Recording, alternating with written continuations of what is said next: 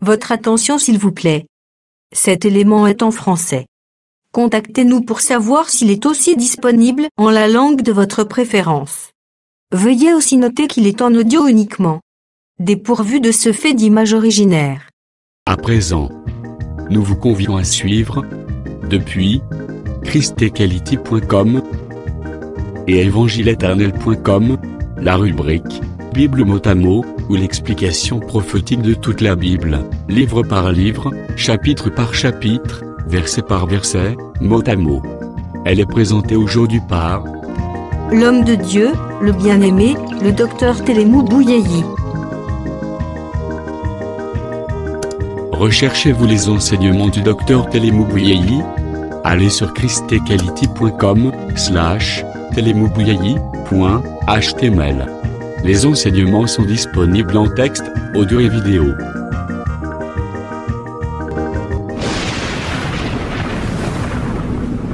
Bonne édification au nom de notre commun Seigneur et Dieu Jésus-Christ.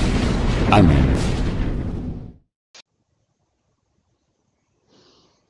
Nous lisons les 17e chapitre d'Exode, du livre d'Exode. L'Écriture dit ceci, je suis dans Exode chapitre 17. Toute l'assemblée des enfants d'Israël partit du désert d'ici, selon les marches que l'Éternel leur avait ordonnées. Ils campèrent à Réphidim, où le peuple ne trouva point d'eau à boire. Alors le peuple chercha querelle à Moïse. Ils dirent, donnez-nous de l'eau à boire. Moïse leur répondit, pourquoi me cherchez-vous querelle? Pourquoi tentez-vous l'Éternel? Le peuple était là, pressé, soif, et murmure contre Moïse, excusez. Il disait, pourquoi nous as-tu fait monter hors d'Égypte pour me faire mourir de soif avec mes enfants et mes troupeaux? Moïse cria à l'Éternel en disant, que ferai-je à ces peuples? Encore un peu, ils me lapideront. L'Éternel dit à Moïse, passe devant les peuples et prends avec toi des anciens d'Israël. Prends aussi dans ta main ta verge avec laquelle tu avais frappé les fleuves et marche. Voici, je me tiendrai devant toi sur les rochers d'Horeb. Tu frapperas les rochers et il en sortira de l'eau et le peuple boira. Et Moïse fit ainsi aux yeux des anciens d'Israël. Il donna à ces lieux le nom de Massa et Mériba parce que les enfants d'Israël avaient contesté, parce qu'ils avaient tenté l'Éternel en disant, l'Éternel est-il au milieu de nous ou n'y est-il pas? Je pense que nous avons dit que nos enregistrements, nous n'allons pas seulement nous focaliser dans la dimension prophétique ou révélation, mais nous devons parler selon les 4 dimensions, parce que 1 Corinthiens chapitre 14, Paul dit, si je viens à vous, je vous parlerai soit par révélation, par doctrine, par connaissance, ou bien par prophétie. C'est ce que nous avons toujours dit. Cela est typifié par les 4 fleuves. Pêchant les premiers fleuves, il y a l'Euphrate, il y a l'Idégel.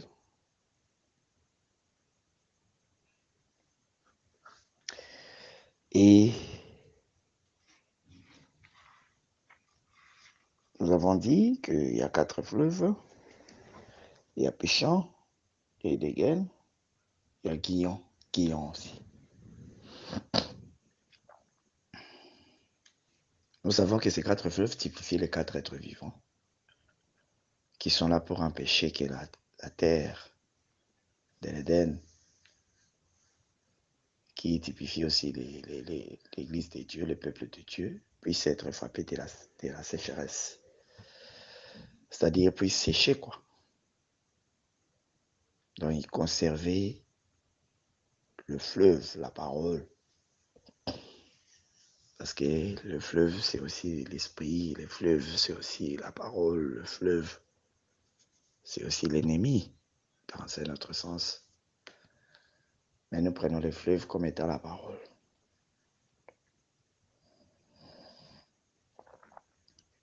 Et ces 4 fleuves, c'était l'image aussi des 4 chevaux qui accompagnaient les chars. Parce que si vous estimez les prix du char, c'était 600 cycles, le char qu'on achetait de l'Égypte, et les chevaux étaient à 150 cycles.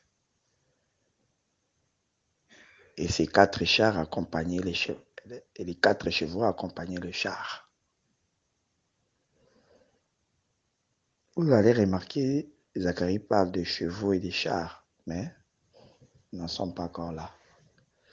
Nous en parlerons plus tard, lorsqu'on aura abordé les livres de Zacharie si le Seigneur nous fait grâce. Je sais que nous sommes dans l'Exode chapitre 17e, là où nous venons de lire les murmures du peuple d'Israël, et que cela monta au ciel et ça poussait Dieu à descendre sur le rocher. Et c'est là 1 Corinthiens 10, les rochers étaient Christ. Ce qui est étonnant, c'est que ce murmure est intervenu juste après la descente de la manne. Le peuple a mangé la manne, mais il n'a pas trouvé d'eau. C'est que la venue de la manne n'était pas accompagnée avec de l'eau pour ôter la soif. La manne n'a pas apporté l'eau pour ôter la soif.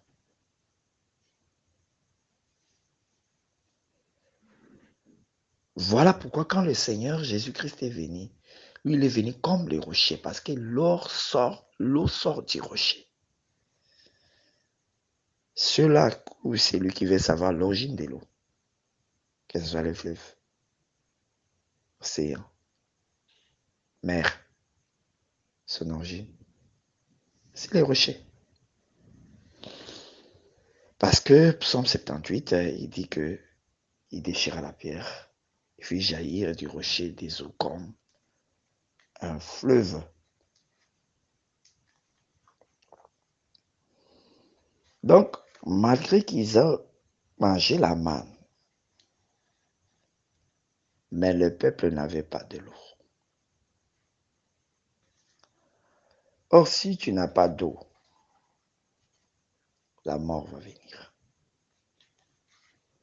Donc, malgré qu'ils ont mangé la nourriture qui venait du ciel, mais ils allaient mourir. Parce qu'il n'y avait pas d'eau.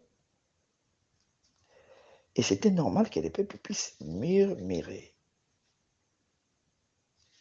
C'est justement ça. C'est justement ça le pourquoi Dieu s'est arrangé les choses.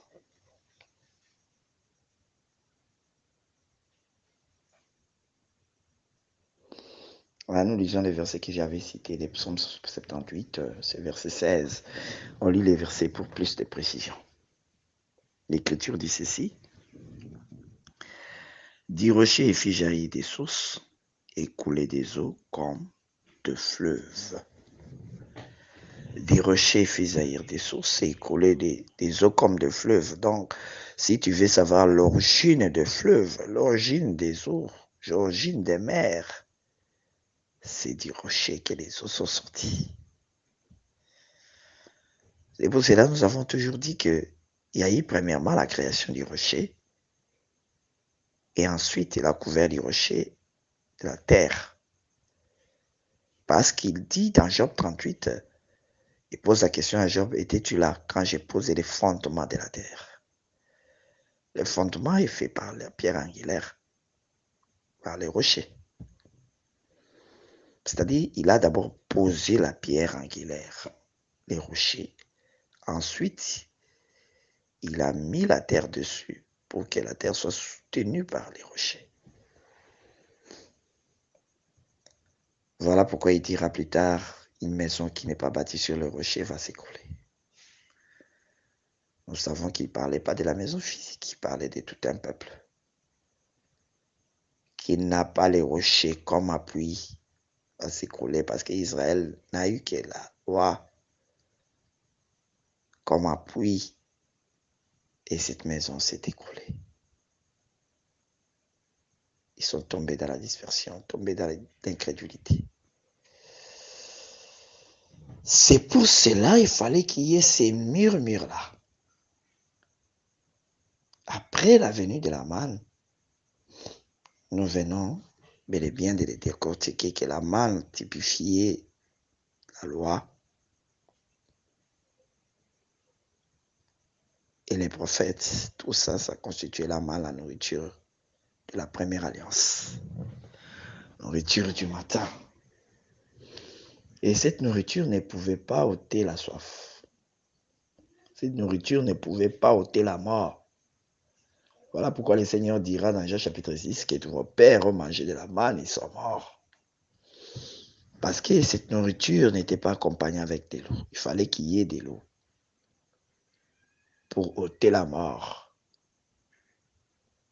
Parce que si vous ne buvez pas d'eau, vous allez mourir de soif. Déshydratation, terme médical. C'est ainsi, frères bien-aimés, c'est ainsi, nous voyons, nous remarquons que après la descente de la manne, il y a eu murmure.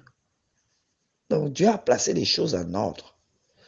Premièrement la manne, premièrement la première alliance. Secondement l'apparition de la pierre. Mais pour que la pierre puisse apparaître, il faut que le peuple puisse avoir besoin d'eau. Et si la première alliance était parfaite, c'est ce que Paul dit dans Hébreux, dans le livre des Hébreux. Si la première alliance n'était pas sans défaut, il n'aurait pas besoin qu'elle soit remplacée. Il fallait que la première alliance soit avec des défauts, soit imparfaite, pour qu'on ait besoin de la seconde.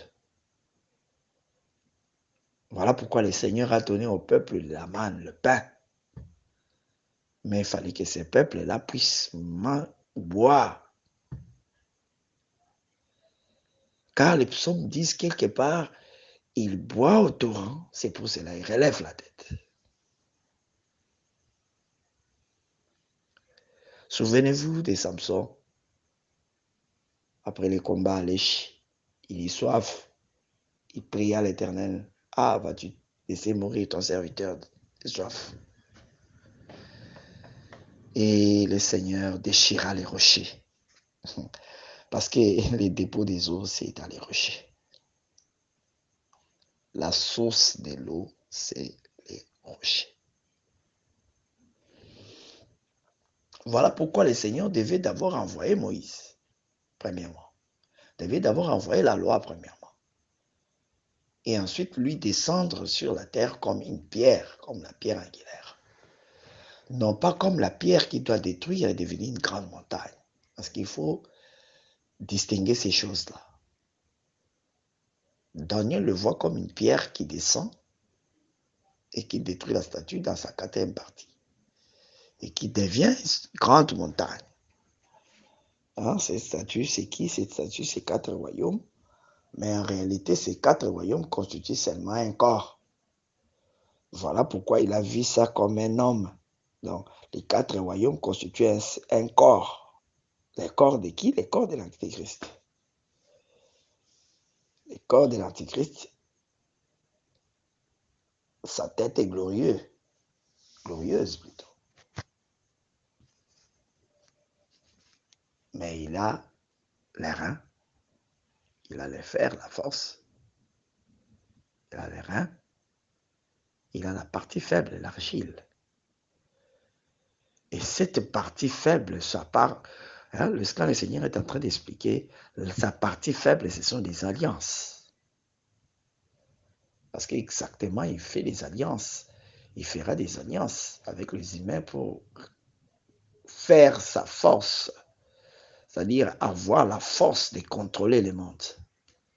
Il va faire des alliances. Dans ces alliances-là, ça sera de la tromperie. Parce qu'en réalité, les alliances humaines sont basées sur la tromperie. Et vous le verrez dans Daniel 11, on dit que ces gens-là vont faire des alliances, mais ils ne seront pas unis, ils vont se dire des mensonges. Voilà pourquoi le monde aujourd'hui est en mouvement.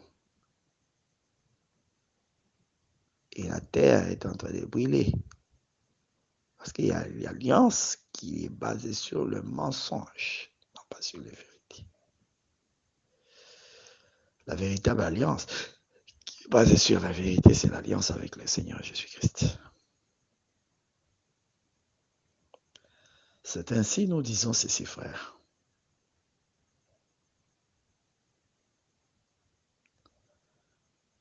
Nous disons ceci, que la vraie alliance, c'est l'alliance avec le Seigneur Jésus-Christ. Ça, c'est Amen. Et la pierre dont parle Daniel 2 qui descend, qui deviendra une grande montagne, c'est le Seigneur Jésus qui viendra pour détruire les royaumes de la terre. En ces moments-là, le grand royaume, ce sera Rome ou bien l'Europe, devenant un seul pays, un seul royaume qui va dominer, contrôler l'humanité. Nous parlons de ces choses en se basant des Écritures qui disent que la bête qui était n'est plus et réapparaîtra. On le place à la 8e position dans Apocalypse chapitre 17. Permettez que nous puissions survoler parce que nous aurons à expliquer cela ou d'autres personnes le feront quand ils exploiteront les livres de l'Apocalypse. Mais nous voulons seulement expliquer pourquoi la venue de la pierre, pourquoi les murmures doivent être là. C'est ainsi que là où il n'y a pas la parole, l'Église doit murmurer quand il n'y a plus la parole, quand il n'y a plus d'eau. Car c'est eau qui lave les pieds. Souvenez-vous du Seigneur qui, avant son départ, comme il était la pierre, il a pris l'eau, il l'a mis dans un bassin. Et il a commencé à laver les pieds de ses disciples. Et il déclara, vous êtes purs. Cette cérémonie, c'était leur lavage, c'était leur purification. Et quand Pierre a voulu contester, le Seigneur lui a dit, si tu ne passes pas par cette cérémonie, tu ne peux pas avoir part. Et nous comprenons, frères bien-aimés,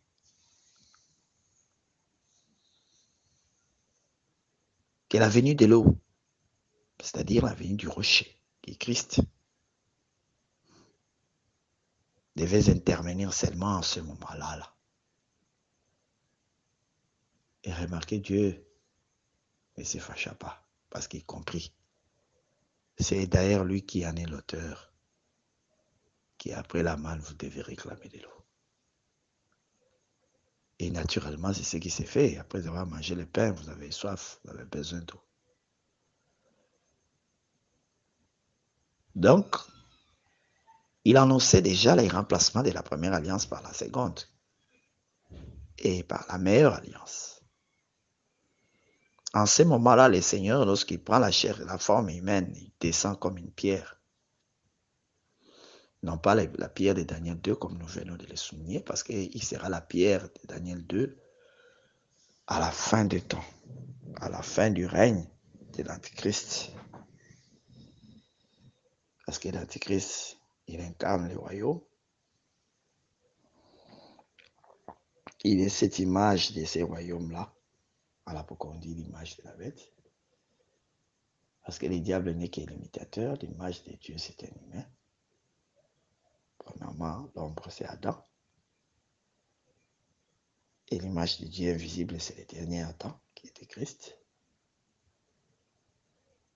Apprenant la forme humaine, il était l'image visible du Dieu invisible. Voilà pourquoi l'Antichrist va faire une image à la bête. C'est-à-dire, il va prendre la forme de cette image-là, la forme humaine.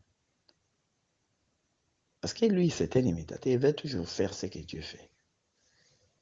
Il doit se rendre visible, prendre la forme humaine, afin que les humains puissent l'adorer physiquement en le voyant comme ça.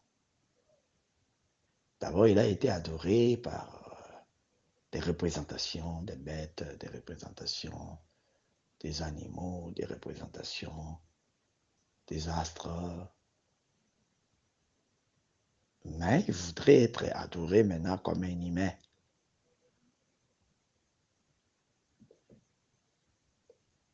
Et qu'il puisse parler. C'est à s'adresser aux humains. C'est un peu dans ce sens-là.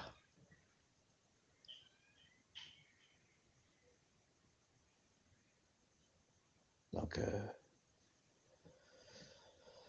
c'est comme ça que nous sommes en train de comprendre ces choses-là. Voilà pourquoi le Seigneur avait dit à Moïse de frapper les rochers. Mais à la seconde fois, c'était plus de frapper, mais c'était de parler aux rochers. D'abord, pour la première fois, il devait frapper aux rochers. Pourquoi? Parce que frapper, c'est tuer, c'est punir. C'est ce qu'Isaïe dit dans Isaïe chapitre 53. Nous l'avons considéré comme frappé par Dieu. Il était frappé comme les rochers qui devaient sortir de l'eau, faire sortir de l'eau, pour lui donner la vie.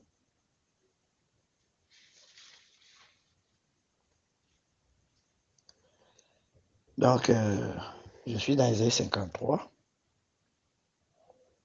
L'Écriture dit ceci, Isaïe chapitre 53. Excusez-moi.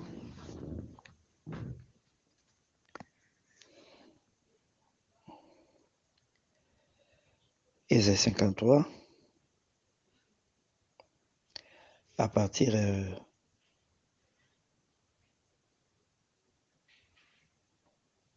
du verset, je lis seulement le verset 4. Cependant, ce sont nos souffrances qu'il a portées, et c'est de nos douleurs qu'il s'est chargé. Et nous l'avons considéré comme puni, frappé de Dieu et humilié. Nous l'avons considéré comme puni, frappé de Dieu et humilié.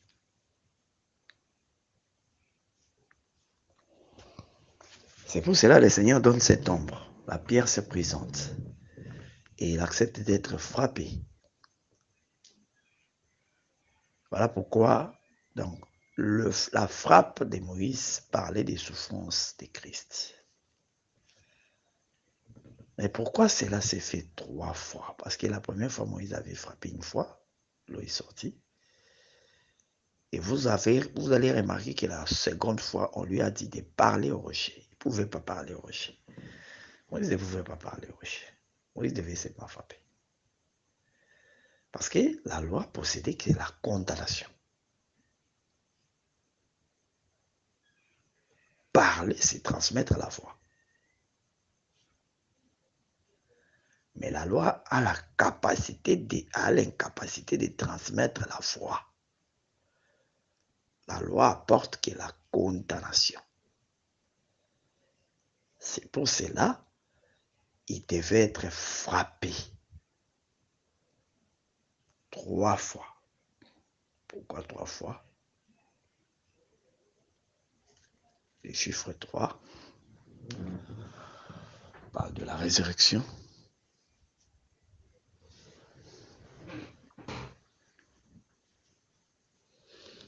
chiffre 3 parle de l'accomplissement aussi. Le Seigneur Jésus-Christ dit ceci. Lorsqu'on lui a dit que cet homme, Hérode, cherche à le tuer, il répondit aux Juifs, dit à ses renards, je travaille aujourd'hui, demain, et j'achève le 3e jour.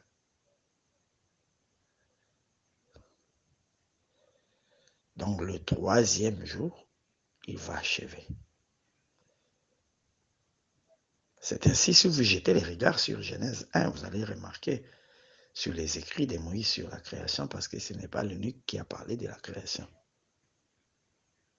Vous allez vous poser la question, mais pourquoi cet homme revient toujours sur la création? Même s'il développe, il revient toujours parce que la création, c'est la base de tout. La création, c'est l'écriture divine. La création, c'est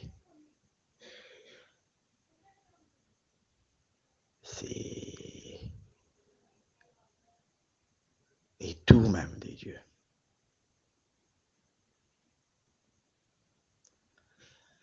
C'est ainsi nous sommes en train de comprendre ceci, frères bien-aimés.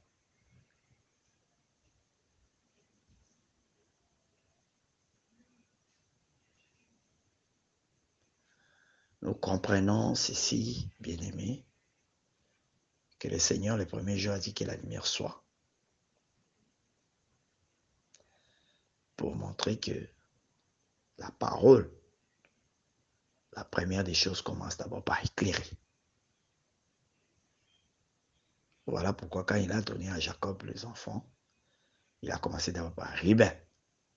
Et quand il a donné Ruben, Léa regarde Ruben et dit, l'Éternel a vu.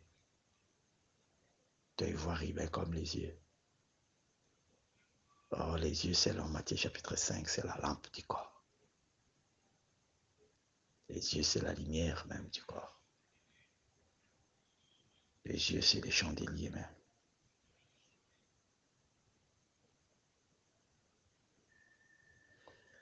Et le Seigneur, pour commencer les services, il devait d'abord allumer la lampe. Voilà pourquoi même pour commencer les services, quand il est descendu à la Pentecôte, sous forme de l'Esprit, il a commencé d'abord par allumer la lampe. C'est ainsi parurent sur leur tête des langues semblables à des langues de feu. C'était les signes naturels parlant de l'allumage de la lumière pour éclairer les peuples. C'était ça la première des choses. La première des choses, c'est la lumière qui doit être allumée. C'est ainsi au début de toutes choses, le Seigneur devait prendre la forme de la parole. C'est les premiers vêtements que le Seigneur a portés, la parole. Bien que Jean parle du commencement. Mais Salomon parle de l'éternité parce qu'il va avant qu'il y ait quelque chose, avant que le Seigneur commence à créer des atomes puissent exister. Avant toute chose, l'Éternel m'a créé la première de ses œuvres. Salomon lui dit, sous la forme de la sagesse. La sagesse, c'est quoi? Nous prêchons. C'est sagesse parmi les parfaits. C'est ce que Paul interprète, la sagesse de Dieu comme la parole même de Dieu. Et c'est la première forme que le Seigneur a prise, c'est la forme de la parole.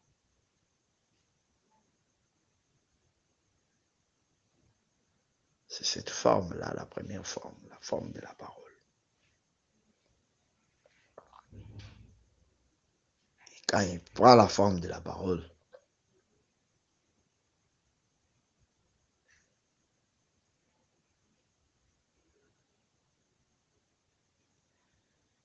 il éclaire la terre. Mais il porte les ténèbres, il se cache.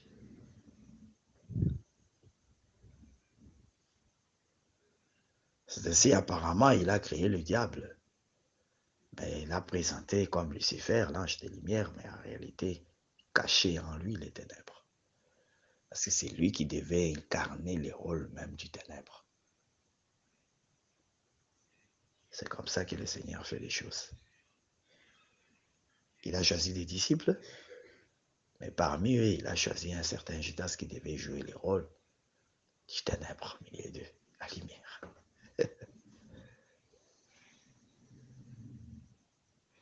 C'est ainsi qu'il plaça les arbres dans l'Éden. Il fait pousser des arbres, mais parmi les arbres, il fait pousser un arbre qu'il a attribué le nom de l'arbre de la connaissance du bien et du mal par lequel devait faire entrer le péché dans le monde. Donc cet arbre devait apporter la ténèbre dans le monde. Le péché devait entrer par cet arbre-là. C'est comme ça que le Seigneur fait les choses. Hein?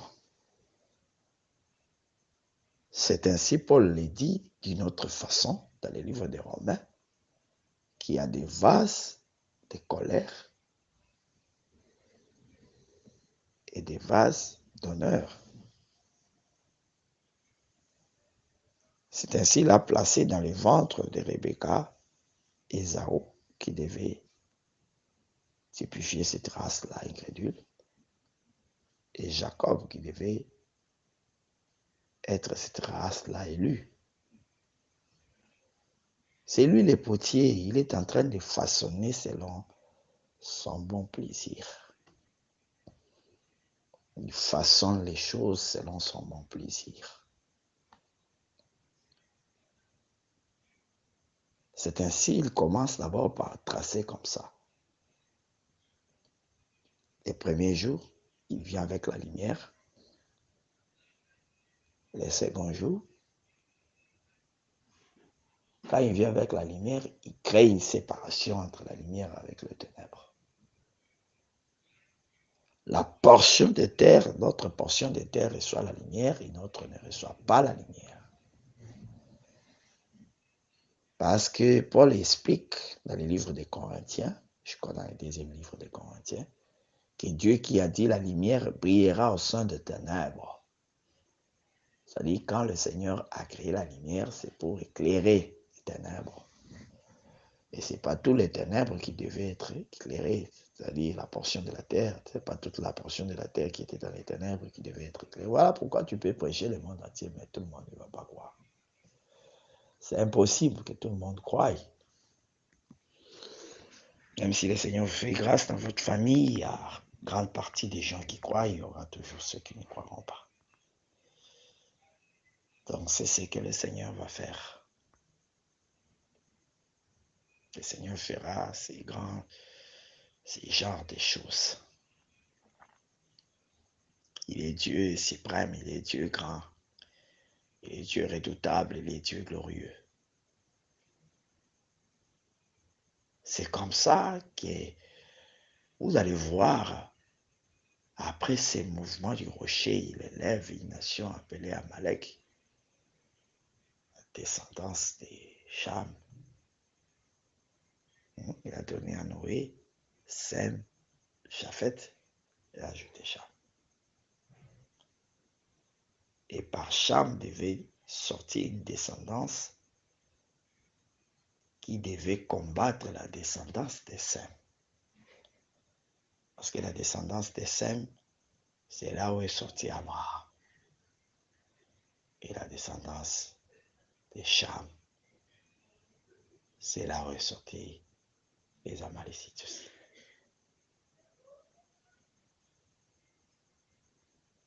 Nous allons y parler, y revenir quand nous allons exposer sur le généalogie.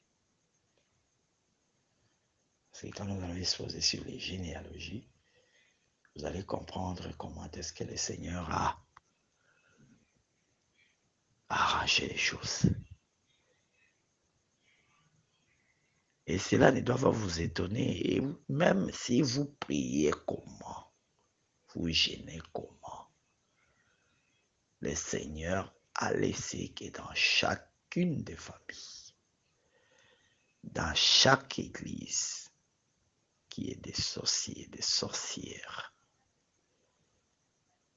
qui est des incrédules, qui est des gens de mauvaise vie, qui est des vases du diable, C'est comme ça que le Seigneur a fait les choses. Sur cette même terre, il y a eu la descendance de Sem, il y a eu la descendance de Cham. Et vous allez remarquer que c'est la descendance de Cham qui était la première descendance qui a occupé d'abord la terre de Canaan.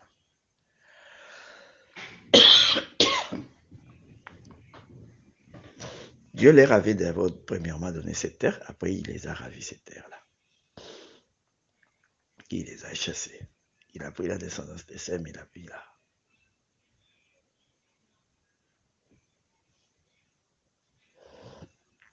C'est comme ça que le Seigneur fait les choses. Oui, frère. Il peut te donner la première position, après il te ravit cette position-là. Voilà pourquoi il ne faut pas te glorifier, il faut être toujours humble par rapport à tout ce que le Seigneur peut accomplir, peut faire dans ta vie. Soyez toujours humble, soyez toujours simple. C'est ainsi nous sommes en train de parler du chiffre 3. Parce que nous avons montré que les rochers étaient frappés 3 fois. Et nous sommes en train de dire ceci, frère, que concernant la frappe du rocher, 3, c'est l'accomplissement. C'est ce qui nous a amenés à sillonner un peu dans la création. Et dans cette création dans le temps, la création de Genèse 1, que Moïse a raconté, que Moïse a écrit plutôt, on parle de la lumière, le premier jour. Le second jour, on parle de l'apparition du ciel, qui était une étendue qui sort pour séparer les eaux. Et il y a les eaux qui montent d'en haut et les eaux qui restent en bas. Donc le ciel vient séparer les eaux.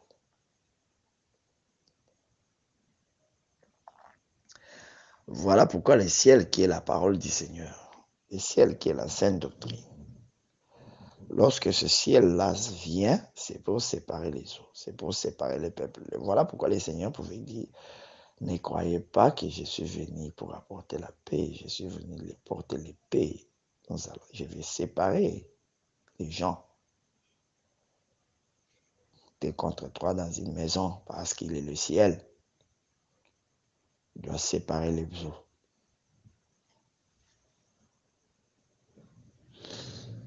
Et vous allez remarquer que après ce travail-là du second jour,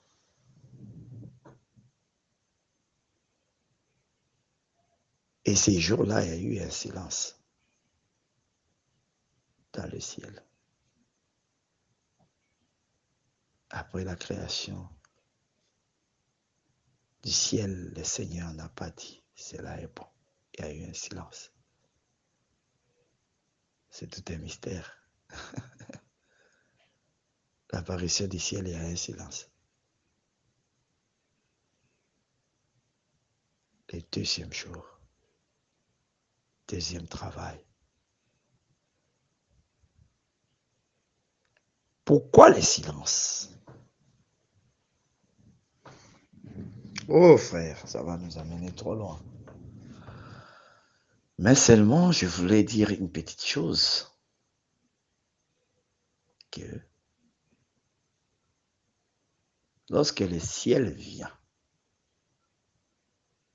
crée la séparation.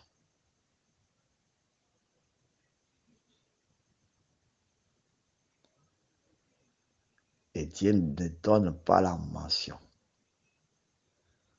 Parce qu'il sait que cette séparation n'apportera pas la joie et la paix aux hommes. Mais au contraire, la séparation va apporter les pleurs. Oui, frère, parce que quand ce ciel-là sera manifesté, les eaux d'en bas qui est l'église vont monter. Oh, ça ne sera pas bon. Ça ne sera pas bon, frère. il y aura plaire et graissement des dents. Et le Seigneur ne pouvait pas dire que cela est bon parce qu'il savait que lorsqu'il va paraître comme le ciel, à la fin des temps, ça ne sera pas bon. Oui, frère, ça ne sera pas bon parce qu'il y aura plein régressement des temps. Le Seigneur va frapper la terre, les eaux qui resteront. Les eaux d'en bas seront frappées. Quand je parle des eaux d'en bas, je parle de peuple qui ne va pas aller au ciel par l'enlèvement. Le peuple qui resterait sur la terre.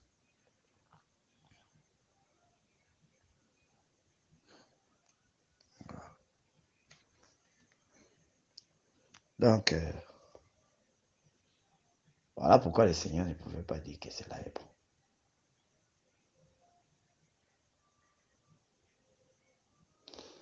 Mais quelqu'un d'autre peut dire aussi autre chose, parce que la révélation, c'est une robe à plusieurs couleurs, nous le disons toujours, et répétons. Quand je dis nous, c'est-à-dire les prédicateurs divers.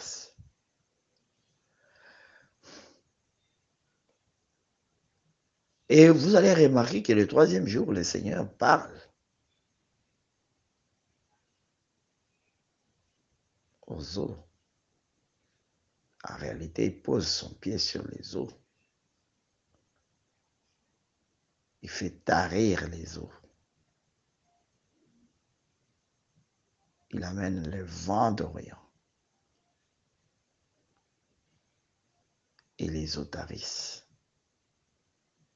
Et le sec apparaît.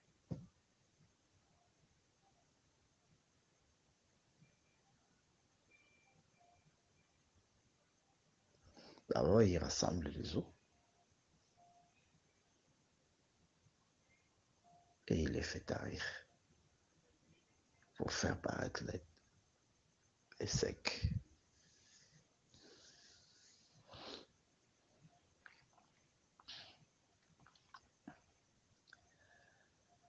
C'est comme ça qu'il ferait, frère, dans la suite du temps. Il va rassembler les eaux, le peuple, les langues, les nations, à l'Antichrist. Ensuite, il va poser son pied sur ces eaux-là. Alléluia.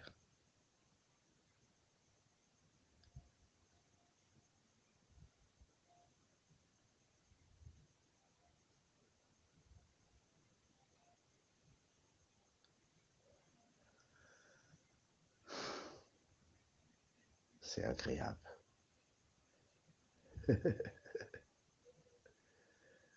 Ah, la vision, c'est un tout. Mais l'accomplissement, c'est autre chose. Oui, l'Apocalypse 10 s'accomplit dans 2 temps. Pose des pieds dans les eaux.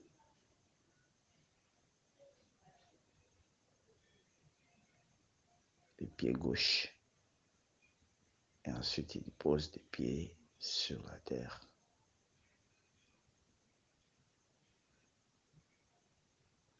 Oui, les Écritures les montrent. Il posera ses pieds sur la terre, précisément les oliviers. Et la montagne des oliviers, c'est la montagne des Sion, disons.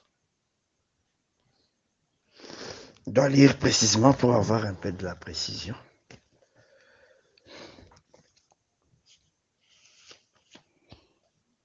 Ah.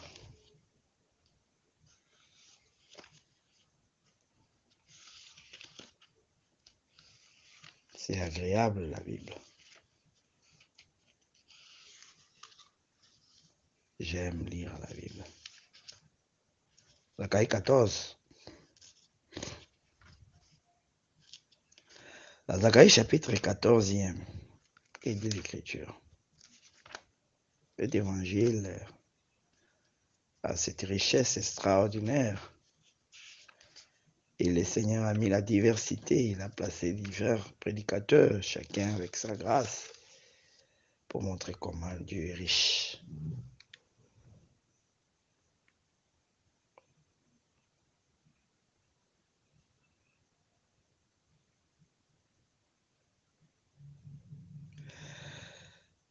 L'Éternel paraîtra et combattra ces nations. Zacharie 14 à partir du 3e verset.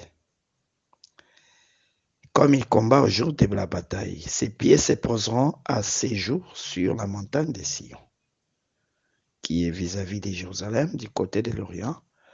La montagne des Oliviers s'effondrera par le milieu à l'Orient et à l'Occident. Il se formera une très grande vallée, une moitié de la montagne reculera vers le septentrion, une moitié vers le midi. Donc, il pose des pieds sur la terre, sur un peuple. Il vient pour intervenir. Le peuple sera divisé en deux. C'est cette montagne, ces royaumes. On parle de Zacharie 14. Donc, lorsqu'il pose son pied sur la terre, c'est ici. Il posera d'abord les pieds sur les eaux, sur les nations.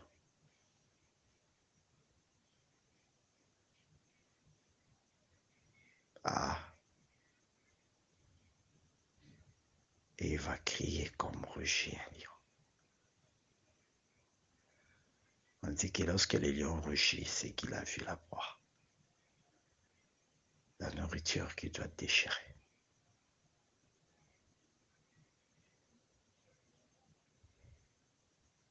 L'ennemi qui doit écraser.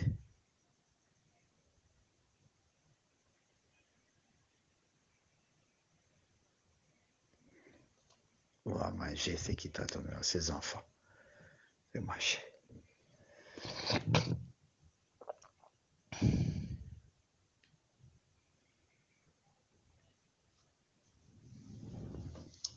Alléluia. C'est ce qu'il a, frère bien-aimé.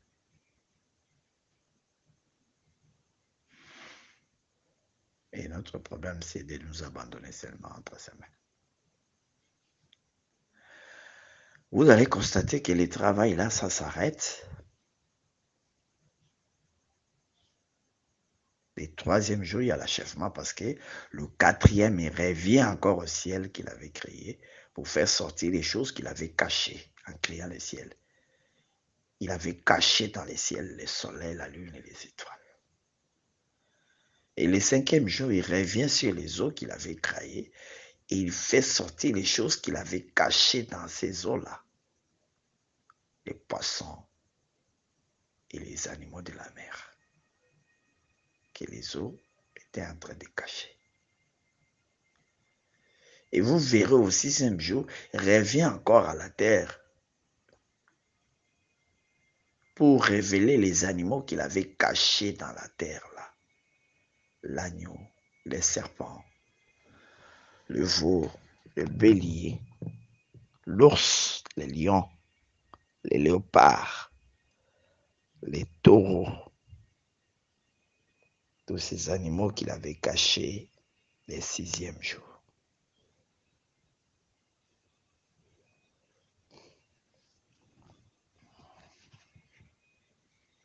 Donc,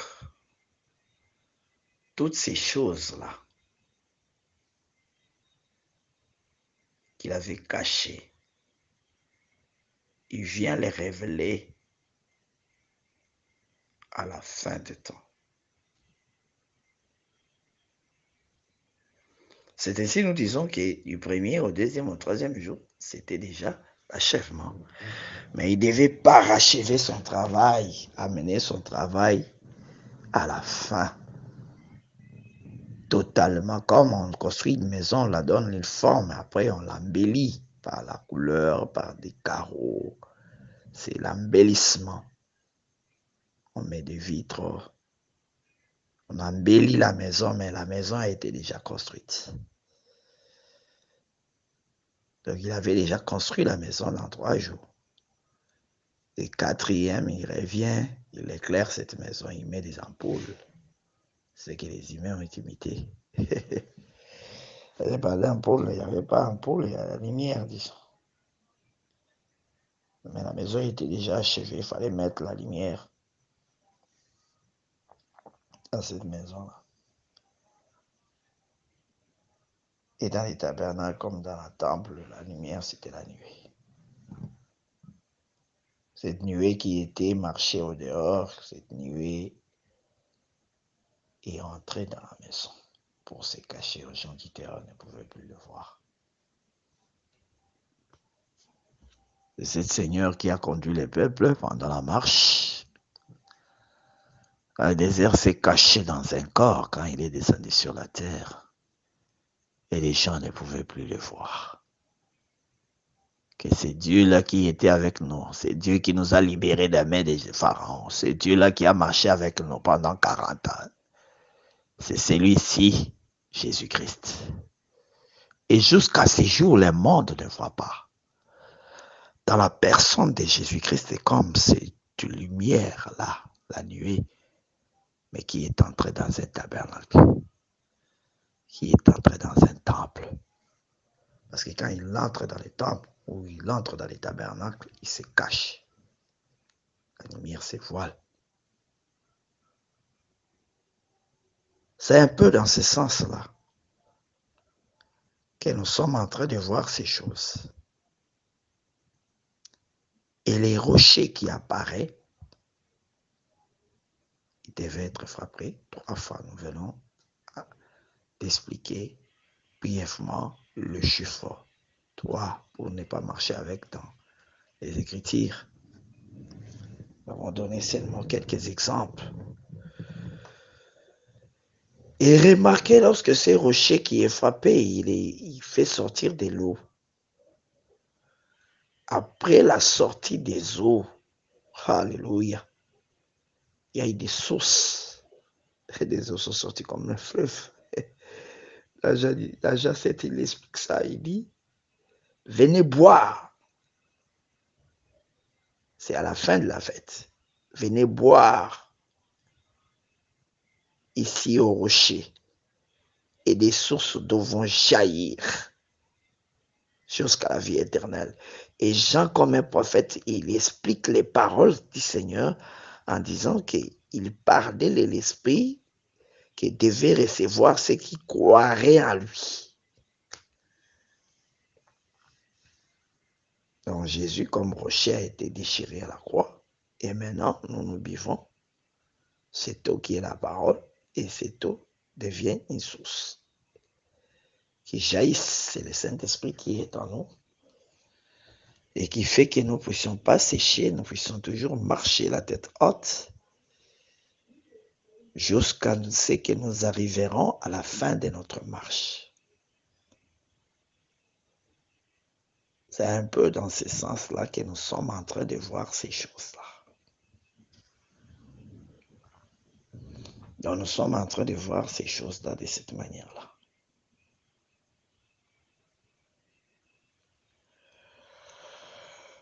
Gloire soit rendue à Dieu. Mais comment expliquer que juste après que les rochers aient donné de l'eau au peuple, vint Amalek pour combattre. Et le Seigneur dit qu'il devait, le combat vers Amalek devait durer de génération en génération. Cela est vrai parce que nous avons vu du temps de Saoul, il y a eu combat contre Amalek aussi. Et c'est Samuel qui a détruit cet Amalek. Donc ce combat-là a pris tout un temps. En ce moment-là, Amalek, oui, c'est le diable. Amalek, oui, ce sont des démons. Ces combats avec lui, les diables, les démons, c'est de génération en génération.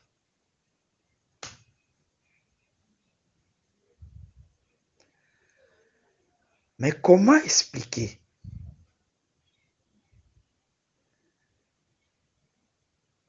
Remarquez tous les combats que Moïse avait fait dans la suite des temps.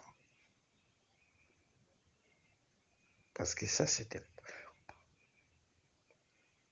juste il traverse, la main descend, les rochers ouvrent sa bouche, il leur donne de l'eau. et le combat commence. Mais ces combats-là, Moïse ne combat pas Amalek physiquement. Oui, il monte. Il combat Amalek spirituellement parce qu'il monte. Il fait la prière et c'est par rapport à sa prière, lorsque ses mains baissées, Amalek prenait les devants. Et lorsque ses mains s'élevaient, Amalek trouvait la défaite. C'est terrible, frères bien-aimés. C'est ce que nous allons essayer de parler, d'expliquer lorsque nous ferons la lecture. Lorsque nous allons faire la lecture d'abord de cette partie-là. Je suis toujours dans Exode chapitre 17. Lorsque nous ferons la lecture à partir, parce que Exode, le livre d'Exode, 17 chapitres, et ça a combien de versets? Ça, c'est 16 versets. Nous allons commencer à partir du 8e verset jusqu'au 16e verset. Et c'est ce que nous ferons dans notre prochaine séance, dans notre prochaine intervention. Nous allons lire d'abord, ensuite procéder à l'explication de ces choses, parce que ces choses contiennent des richesses énormément grandes. Mais nous allons simplement résumer, parce qu'on ne peut pas, on ne saura même pas détailler toutes ces choses-là. Que le Seigneur, le grand Dieu du ciel, vous comble, vous bénisse, vous protège. Et je vais dire une petite chose, que frère, bien-aimé, sache que lorsque Dieu se manifeste en vous, sache que lorsque Dieu manifeste un miracle, sache que lorsque Dieu manifeste sa grandeur, après c'est la fin du combat. Donc ne soyez pas étonnés, après les miracles de Dieu, après les prodiges de Dieu, après l'élévation, le succès, la gloire, la richesse, la bénédiction, que les combats viendront multiples. Les gens vous taxeront des sorciers, des magiciens, d'occultistes, d'orgueilleux, des traîtres, de toutes sortes de mots. Ce sont aussi des traits enflammés du mal. Parce que l'ennemi n'attaque pas seulement par des maladies, par des accidents, par des envoûtements, mais l'ennemi attaque aussi par des mauvaises paroles, des calomnies, par des injures, par des choses horribles pour salir, pour détruire l'image, ton image. C'est comme ça qu'il faut voir les choses. C'est comme ça qu'il faut regarder les choses. Dans toutes ces choses, que le Seigneur te bénisse, qu'il te soit favorable. Au nom de Jésus-Christ. Amen, amen, amen, amen, amen. Toi qui écoutes cet audio, quel que soit ton pays d'origine, quel que soit l'endroit où tu te trouves, espère en Dieu. Il fera pour toi des grandes choses. Même si tu es en train de traverser des moments de troubles, des moments de doutes, des moments d'inquiétude, des moments très très difficiles, sache que le Seigneur fera pour toi des grandes choses, des choses extraordinaires, des choses glorieuses, des choses parfaites, des choses inouïes, parce que c'est un Dieu grand, redoutable, c'est un Dieu puissant et glorieux, c'est un Dieu miraculeux, c'est un Dieu miraculeux, c'est un Dieu redoutable et éternel. Voilà pourquoi, frère, je t'ai dit de ne pas baisser les bras. Voilà pourquoi, frère, je t'ai dit de ne pas te laisser abattre. Voilà pourquoi, sœur, je t'ai dit d'espérer toujours au Seigneur. Parce que Job dit, malgré mon corps est en train de se détruire, malgré mon corps est en train de se décomposer, je sais que mon Rédempteur se lèvera le dernier. Et lorsque le Rédempteur se lève, oh, Moïse dit, lève-toi, Seigneur, lève-toi, que tes ennemis se dispersent. Donc quand le Seigneur se lève, il y a la dispersion des ennemis. Quand le Seigneur se lève, comme un crocodile, il terrifie ses adversaires. Que le Seigneur te bénisse, te comble de toutes ses bénédictions célestes, spirituelles et matérielles et physiques. Au nom de Jésus. Merci d'avoir suivi ce message et que Jésus-Christ vous bénisse. Si vous avez une question à l'intention de l'homme de Dieu, si vous voulez que l'homme de Dieu prie pour vous, si vous voulez vous confier à l'homme de Dieu, ou si vous voulez tout simplement bénir l'homme de Dieu, contactez-le directement si ses coordonnées sont disponibles depuis sa page. Sinon, contactez-nous et nous lui transmettrons vos préoccupations. N'oubliez pas de faire un tour à notre page évangélisation pour voir en quoi vous pouvez vous rendre utile à Christ par cette œuvre. Que Dieu vous bénisse tous. Amen. ChristQuality.com. Les cieux en un clic de la souris. Évangile-éternel.com, le site de l'Évangile éternel.